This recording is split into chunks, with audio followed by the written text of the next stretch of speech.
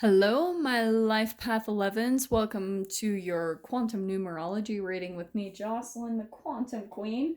So, as you guys might have noticed, I have not done these readings in months, but I was feeling drawn to do them, so here we go. If you're not totally sure what your life path number is, you can go down below in the description box and you can find a little way to calculate yours. The general gist is that you just add up the numbers in your date of birth, eventually reduce it down to one number, but with your case, when it ends up on an 11, that's where you keep it, okay? So, let me dive into my intro. If you guys want to book a one-on-one reading with me, you can find my information down below in the description box. And just want to say thank you for liking, subscribing, and thank you for all the good karma donations. I appreciate it so much. Oh, this is good. Okay.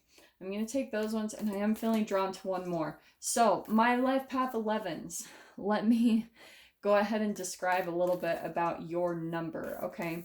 Now, Life Path number 11 obviously is a mastery number. With that is going to come probably more challenges in your lifetime. You might have had more of a rough childhood, which means that maybe you had a lot more like shame, guilt, and fear projected at you. And because of that, you might come through more obstacles throughout your life, especially when it comes to stepping into your life purpose or your life path, what you're wanting to accomplish here on this earth, okay? Now, with the 11, it's almost like, because, right, we have two. You take on attributes of the one and of the two. There's going to be the combination of both. So throughout this lifetime, you will take on the attributes as one, as far as like being an inspirational leader, having confidence, and then of the two, it's probably going to be in love and harmony and peace, maybe like helping others, okay? But the fascinating thing is, because of like that kind of duplicity, you might, because they're leaders and innovators, they're like path pavers, they tend to be more in the spotlight. But twos, they don't really like being in the spotlight. So there might be this part of you that has to battle with your own ego about stepping into your life purpose, because there might be one part of you that's afraid to step out in the spotlight when it comes to your inspiration and the thing that you love to do. But the one, it's like you're being pulled in that direction. You are a leader when it comes to that. So let me dive into, oh, this is so good. Are you ready? Okay, so we've got the Underworld. And that's what I'm talking about, is that you guys might have been through a lot of trials. Some of this can be health issues. I mean, like, maybe the way that you provide like some type of inspiration is by pulling yourself out of some type of darkness in your life. That could be a part of your inspiration, what you're able to do, because, right, the mastery number is going to come with a lot more obstacles and challenges that you need to master. You almost need to be your own Olympic coach, where, right, you keep yourself, every time you fall down, you pick yourself back up and you have to keep going. And even though you might get pushed down a lot, you still pick yourself up. It's actually a titch similar to the Life Path 8, but obviously it's different, okay? So then we've got the tier. So I am going to say there's something almost in your life that may be a part of your healing process and pulling yourself out of your own darkness. It's going through battling your own darkness, you know what I mean, inside of yourself, purging. Like, you're probably going through a constant process of letting go, diving back down into your like shame, guilt, and fear, right? I talk about it in a chemical way. And if that's stored in your cells from however you were raised, then you're constantly going to be in this maybe back and forth like process in your life where you dive back down into darkness, really get down into your own shadow, purge, and then you come out of it again. So this is why I'm saying it too, because with the ring, dude, I freaking love these cards. I always talk about with this is where a commitment is going to come in. Some of you might actually be a ring of engagement, but more than anything, it's more of the symbology of this. Probably the thing that you're chasing after is like commitments, things that stick in your life. And I always talk about with this how humans view life in a very linear way. It's like straightforward. Life is not like that, my friends. It's always like a circular motion. It's like you move forward and then you circle back, and then there's like things that come up that remind you about the past, and then you've got to dive into that. So this is exactly clarifying what I was saying before about how you might go through a lot of processes, right? All of your challenges and obstacles where you have to go back down into your own underworld, purge, get rid of it, and then move forward. But you're constantly circling backwards. And that can also mean where when you dive back down into your own like underworld or whatever process that you're going through, it will cause you to remember a time. And this is why I always talk about meditation, because meditation is going to help you to see the connection between your current moment and the thing from the past that affected it. So that's what I'm saying. Like, it's that circular motion. You'll be able to see, like, in your psyche, in your consciousness, where this moment, where it's coming from, why it's coming up in your current reality, so you can kind of connect the dots and see where it first originated from, make peace with it, purge, maybe cry, do what you need to do, and move forward along your path. That's what I feel like your guys' constant path is. Now, the 11 also, they have high intuitive abilities. And more than any other sign, I mean, everyone needs that anyway to have a connection to their intuition and to the universe. But I feel like with 11s, it's heightened. Really, all the mastery numbers. There's more of a need for a deeper connection to your intuition, to your body, to your internal state, because that connection to yourself inside of you is going to tap you into the universe to always help you get out of situations or to always help you overcome things, okay? Now, this last card coming out, we've got the mirror. And I'm sorry, guys, I keep like hiccuping, but it's hilarious because I have not eaten anything in days. So I don't really know why that's happening. So I'm sorry. But the mirror, this is what's fascinating. So we've got the moon up there, okay?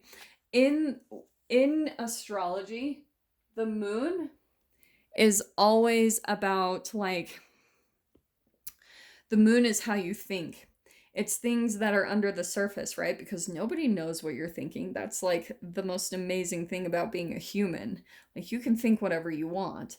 But that's what's fascinating is there's um things about yourself. I always correlate the moon card, especially in tarot, with the subconscious mind. It's the thing that you can't even see in yourself. And so the mirror, it's always about relationships are your mirror. Not only are you mirroring, like back and forth, but people in your life and in your experience are going to be able to show you what's going on underneath the surface, things that you're not able to see. So that's why it's actually really beneficial. Like, relationships in that way, they're so key to our growth, to help us to see things that we can't see, that are in kind of our blind spot. That's what I'm seeing come out for you. Wow. This is like freaking, I don't know how many times this card has popped out, but we've got the undressing of a salad. Achieving the impossible. Okay. Let me pull out a few more cards just to get a little bit more clarification. Yeah, do you know what? I don't even need clarification. It's almost like there's something about what you're going to inspire other people to do based off of all of the things that you have accomplished in your life. You've achieved the impossible, things that people thought you wouldn't be able to do. You're doing that, and you're kind of breaking the norm. You're kind of shifting, like, that's a part of your mastery number. You're given more challenges and obstacles to show people that you can actually achieve anything, and that the things that we're told in our society are complete BS. Like, what we should eat, all this stuff. I'm not even going to dive into it. Like, that's just going to make the activist in me run wild. But here, the first card we have, not first, the second card we have popping out, the feline. This is all about like tying up loose ends, wrapping up things. This can be the debt collector, but I actually want to say, whatever you guys have been through, like achieving the impossible, like it took a lot out of you. look how he's kind of just like, and sorry about the glare, look how he's kind of leaned over, he's hunched over, he's just like worn down, broken down, like he's got lesions on his skin. He's like, and a little bit his facial expression, I love it because he's just kind of like done, just like done with people's BS. Some of you might actually be experiencing that with just all the many times that you've had to go through trials, and it's really taken a lot out of you. But the feline, it's all about, right? Like tying up those loose ends. So there's probably things in your life that you're still tying up about the past. And I do want to say it's about like you letting things go. In fact, the thing that I'm seeing, oh, this is perfect. Undressing of a salad. Do you see how he's kind of like juggling? I want to say for some of you, you might be kind of weighing different options in your life. You might be at a place in your life where you're like, okay, you're looking at these two things in your hands. One thing is something that you indulge in out of pleasure, and the other thing is the thing you know you need to do that will bring you success. And it's kind of, it feels a little bit like you're needing to sacrifice something, like you're needing to let something go, even though a part of you is like, oh, but I love this thing. Like, for some of you, maybe it's like a freaking hamburger or a Twinkie. Do you know what I mean? Especially when it's all about health, because look at how much you're worn down. So I feel like because you're finally getting to this place where it might be affecting you on a physical level, you're finally having to like tie up a loose end. You're having to be really realistic about the things that you're choosing in your life, whether that's relationships or jobs. There's just something that you're choosing, you're deciphering, you're weighing different options, like the things that you like and you want, and the things that you know you need to be doing. Okay, here we've got Tom the poet. Okay, I want to say that there's almost this thing. I'm gonna get like a couple more cards because that one, I'm not gonna lie, it kind of threw me off a bit. Tom the poet is a romancer. He's off in the wings, and he's kind of like this Romeo. He loves indulging in drink, food, women. Don't get caught up by the gender, ladies, but I think that there's, it's kind of going back to what I was saying. There's something that you love to indulge in, and there might be kind of this point where you're starting to see that maybe it's something that you need to let go on for your highest good, like for you to maybe get ahead in life or move just that much closer to accomplishing what you're wanting to accomplish in this lifetime. That's what you're having to take a look at, because doing that is going to, like I said, help you achieve the impossible in your life. So pay attention to what that is for you, because look at this. Oh, Nikes. Okay, guys. The card popping out, and I knew she was going to come out. There's Tate and the Sylph. You need to start. This is where you're like heading down one path in your life, and then all of a sudden it's like direct turn. Like all of a sudden you can just make a completely different choice, decision in your life, and it's almost like people around you would be shocked. Like me, for instance, I know I throw this out all the time, so please forgive me, but I used to love to eat meat, and I have a family where we eat meat, sugar, like all this stuff. One day I just went vegan because it was affecting my health, and I knew I needed to. And so that's where it was like all of a sudden out of nowhere, and everyone was just like, whoa, what? That's what I think. And apply that how it does in your life. There's just something that you're having to let go, and it's going to completely change the whole trajectory of your path. Like it's going to completely open up doors to you and change the whole outcome of your future, of where like things might have been headed for before. Here's you making a really drastic decision to do something completely different, and it's almost like shifting everything vibrationally in your whole reality. Like everything's having to come in and just like rebuild itself around the choice that you're making.